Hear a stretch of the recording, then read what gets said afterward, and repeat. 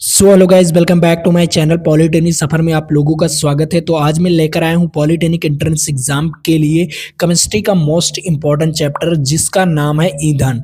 ईंधन का पहला पार्ट मैंने ऑलरेडी पढ़ा चुका हूं। अगर उस पार्ट को नहीं पढ़े हो तो पढ़ लीजिए, क्योंकि ये आपके लिए very very most important chapter है, ठीक है।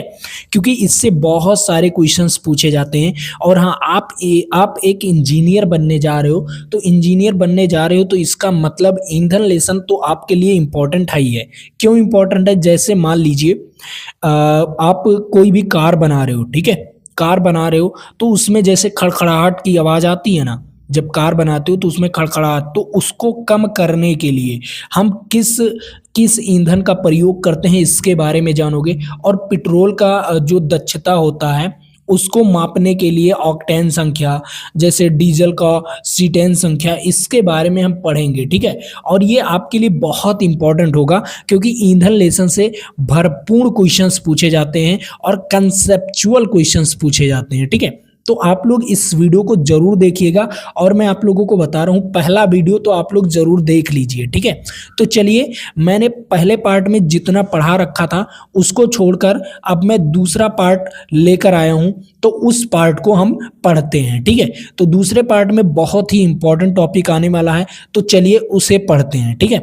चलो, मैंने यहाँ तक ये सारी चीज़ें पढ़ा रखा था, जैसे बायोगैस के बारे में भी पढ़ा दिया था। उसके बाद मैंने पेट्रोलियम गैस के बारे में भी पढ़ा दिया था। अब उसके बाद क्या पढ़ा दिया था? रॉकेट का ईंधन पढ़ा दिया था।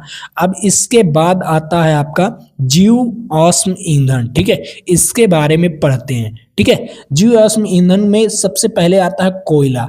कोयला कैसे बनता है इसके बारे में जानना जरूरी है, ठीक है। कोयला पृथ्वी के नीचे है, तो कोयला कैसे बनता है, कैसे इसका निर्माण हुआ, इसे जानना ज्यादा जरूरी है। देखो कि लंबे अवधि तक पेड़ पौधे का कोयला में परिवर्तन होने की प्रक्रिया को कार्बनीकरण कहते हैं, ठीक है। जैसे लंबे अवधि तक अगर किसी पेड़ को, कोई पेड़ है ना, उसे लंबे अवधि तक मतलब कई सालों तक, ठीक है, कई हजार सालों तक उसे जमीन में गाड़ दिया जाए तो वो कोयला का रूप ले लेता है। क्या कर लेगा? वो कोयला का रूप ले लेगा, ठीक है। और कोयला का सूत्र यहां से देख लीजिए, सबसे इंपॉर्टेंट कोयला का सूत्र आपसे पूछेगा, कोई भी पूछे कोयला का सूत्र, तो C240, H90 और O4 और NS। क्योंकि N और S मतलब नाइट्रोजन और सल्फर, जो नाइट्रोजन और सल्फर है ना, इसकी बहुत कम मात्रा होती है, ठीक है। सबसे ज्यादा कार्बन की मात्रा होती है कोयला में। किसमें सबसे ज्यादा कार्बन की मात्रा होती है? यहाँ पर देखो, यह कार्बन और हाइड्रोजन ऑक्सीजन का यौगिक होता है, और बहुत छोटी मात्रा में नाइट्रोजन और सल्फर मौजूद होते हैं। यहाँ पर आप लोग सूत्र में भी देख सकते हो, बहुत छोटी मात्रा में, ठीक है, नाम मात्र होते हैं, ठीक है। तो इसका सूत्र आप लोग याद कर लीजिए कि कोयला का सूत्र क्या होता है। C240, H90, O4 और NS, ठीक है। ये कोयला का सूत्र होता है। वेरी वेरी मोस्ट इंपॉर्टेंट, आपसे ये क्वेश्चंस पूछा जा सकता है, ठीक है। उसके बाद क्या होता है? कोयले के दहन के फलस्वरूप कार्बन, नाइट्रोजन और सल्फर के ऑक्साइड प्राप्त होते हैं, ठीक है। कार्बन के भी ऑक्साइड, जैसे कार्बन मोनोऑक्साइड या कार्बन डाइऑक्साइड, ठीक है। नाइट्रोजन के ऑक्साइड जैसे नाइट्रोजन क्या हो जाएगा?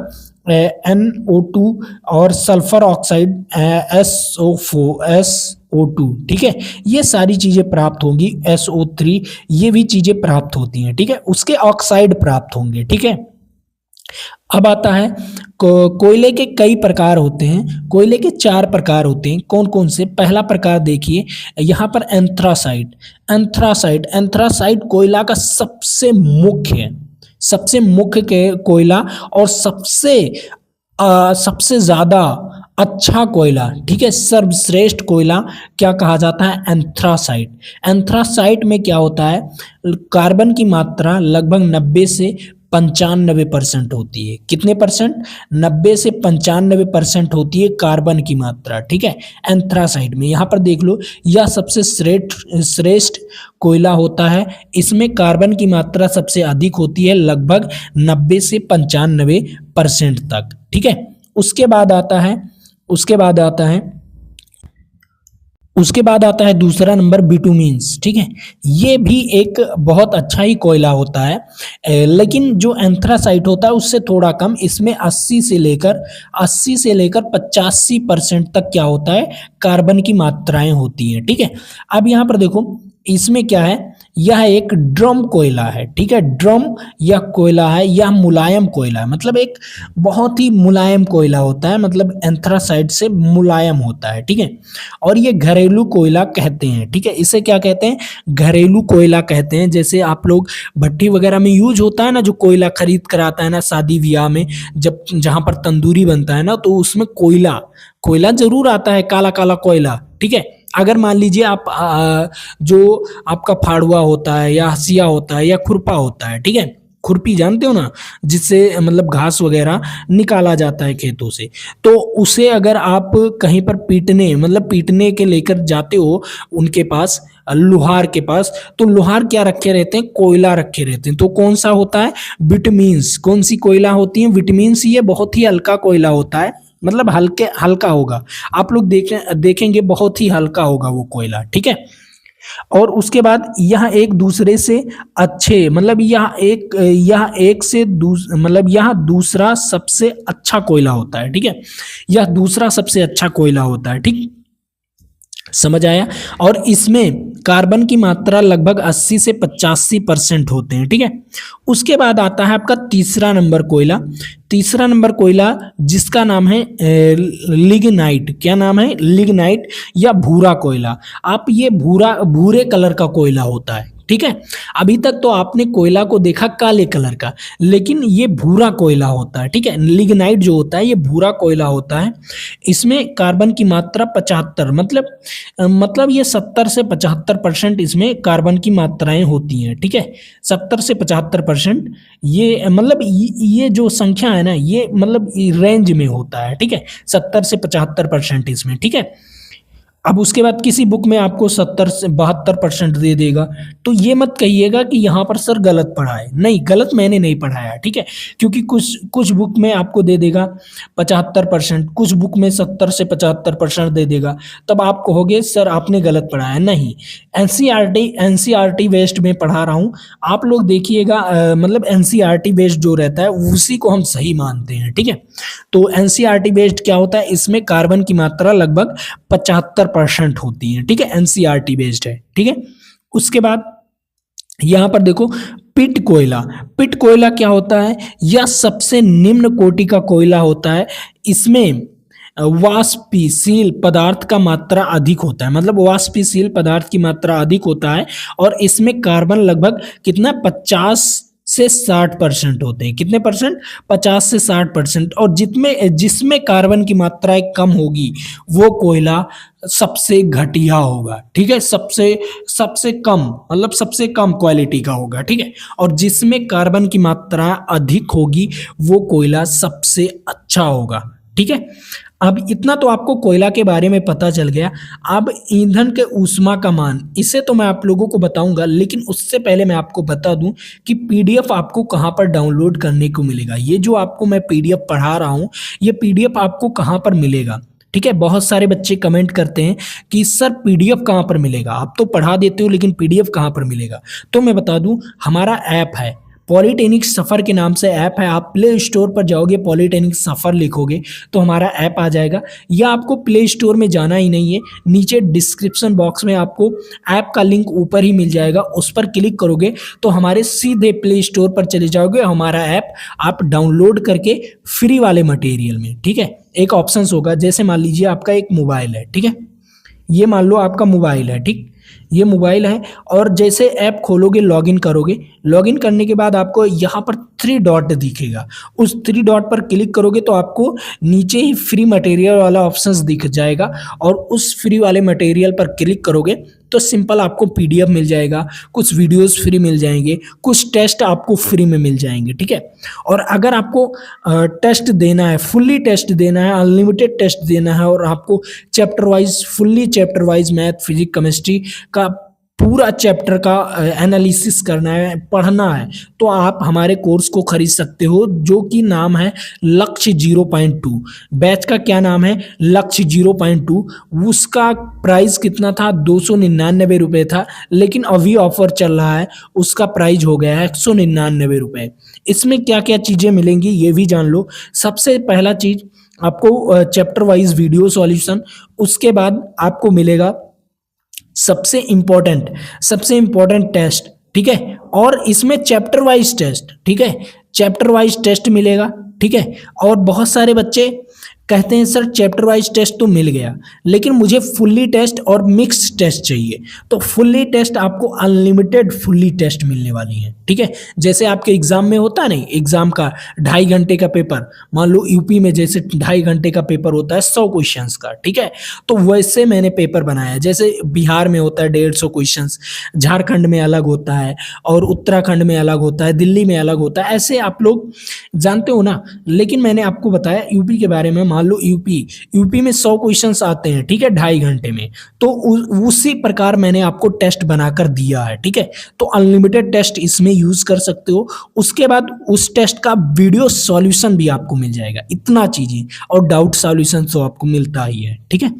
तो ये चीजें हो गया। अब आगे पढ़ते हैं, इसके बारे में अच्छी तरीके से पढ़ते हैं, बहुत ही अच्छा इससे क्वेश्चंस आपके पूछे जाते हैं। देखो क्या है, ईंधन का ऊष्मीय मान, इससे केवल एक क्वेश्चंस बनता है। आइए मैं आपको दिखाता हूं कौन सा।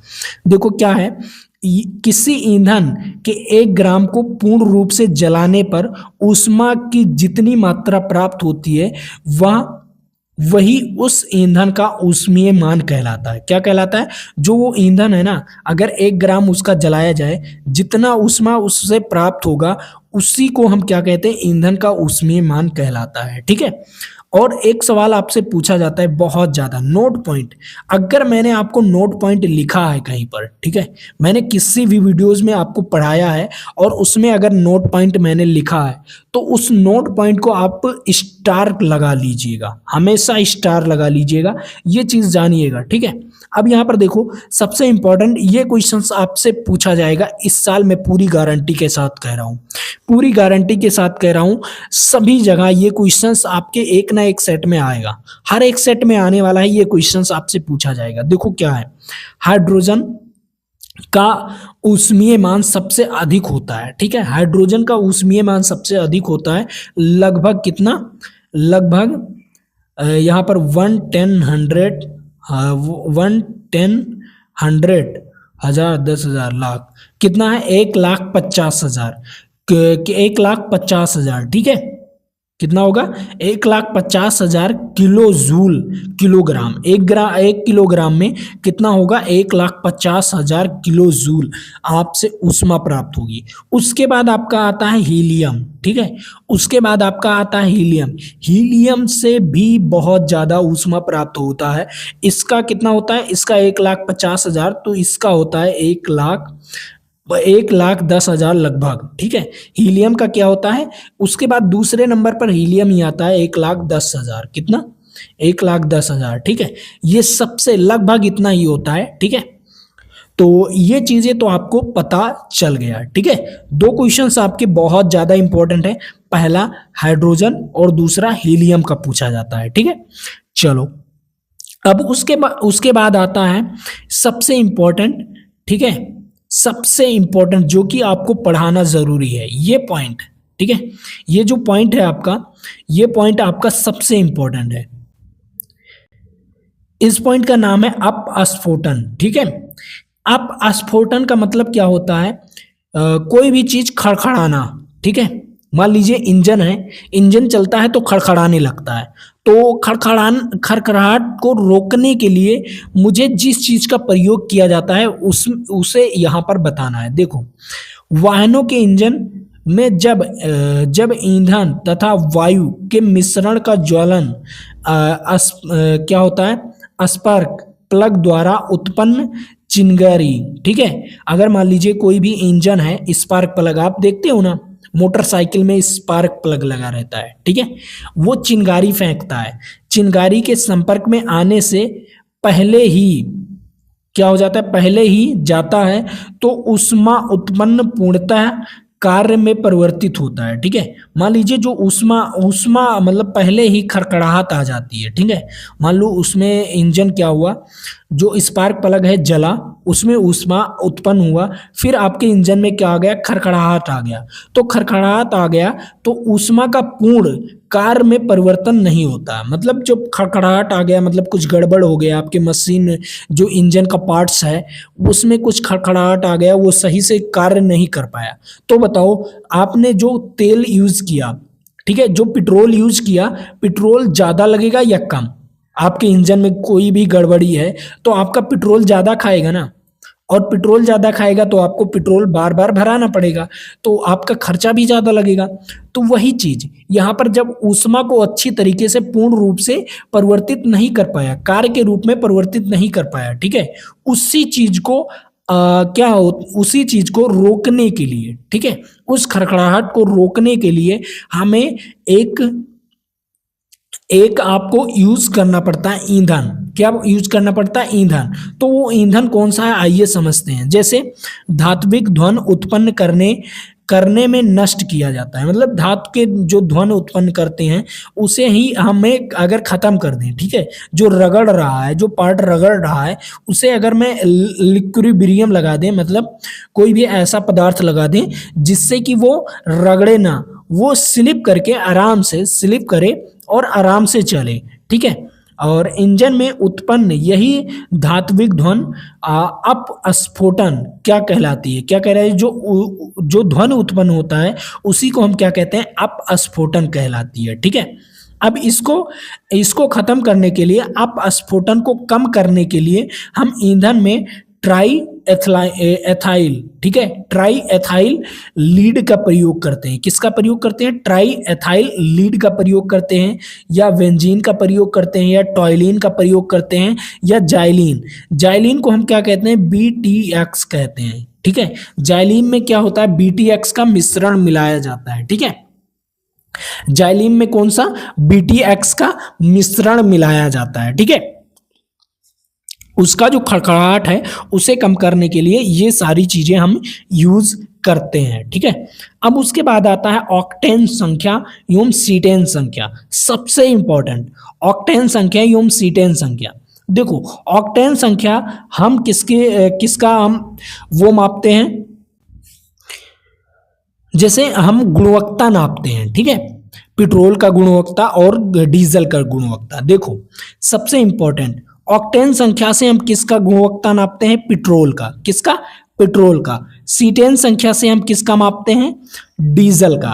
अब यहां पर देखो, ऑक्टेन संख्या एवं सीटेन संख्या दोनों का प्रयोग ईंधन के गुणवत्ता को व्यक्त करने के लिए किया जाता है। जैसे सीटेन संख्या, यहां पर देखो, जैसे सीटेन संख्या का उपयोग डीजल की गुणवत्ता और ऑक्टेन संख्या का उपयोग पेट्रोल की गुणवत्ता के लिए। सबसे इंपॉर्टेंट पॉइंट यहां पर देखो, ये सबसे इंपॉर्टेंट, दूसरा पॉइंट सबसे इंपॉर्टेंट है। इस पॉइंट को आप लोग जरूर से जरूर नोट कर लीजिए, क्योंकि ये आपके एग्जाम में पूर्ण रूप से 100% की बात कर रहा हूं मैं, 100% गारंटी की बात कर रहा हूं।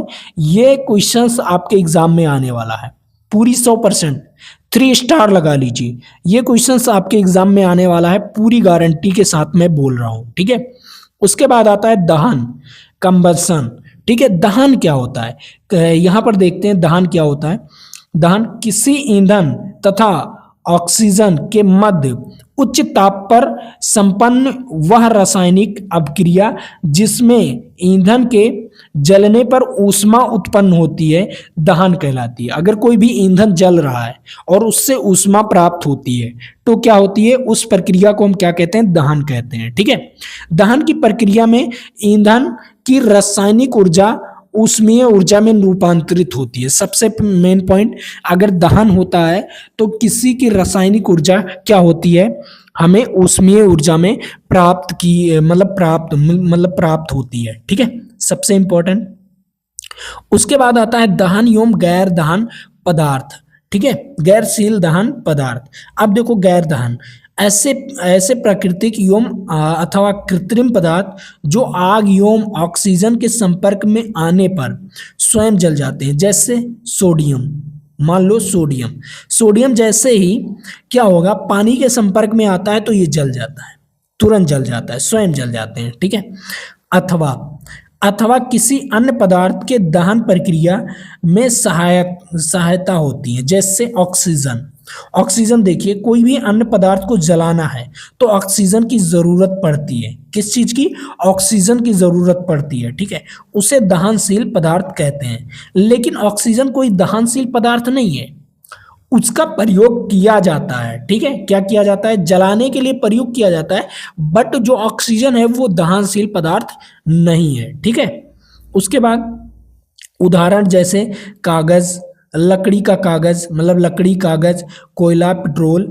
इसके विपरीत वे पदार्थ जो किसी भी प्रकार से ना तो स्वयं जलते हैं और ना ही दहन प्रक्रिया में सहायता होती है, उससे हम क्या कहते हैं? गैर दहन पदार्थ कहलाते हैं। जैसे उदाहरण के तौर पर पानी, पानी खुद से तो जलेगा नहीं, लोहा भी नहीं जलेगा, पत्थर भी नहीं जलेगा, और मिट्टी तो जलता ही नहीं। उसके बाद रेत, रेत भी नहीं जलेगा।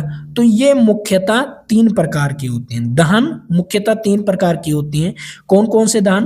पहला तीव्र दहन, तीव्र दहन, मध्य दहन और स्वतः दहन। देखो, तीव्र दहन इस प्रकार की ईंधन बहुत ही कम समय में जलकर ऊष्मा एवं प्रकाश उत्पन्न करती हैं, ठीक है।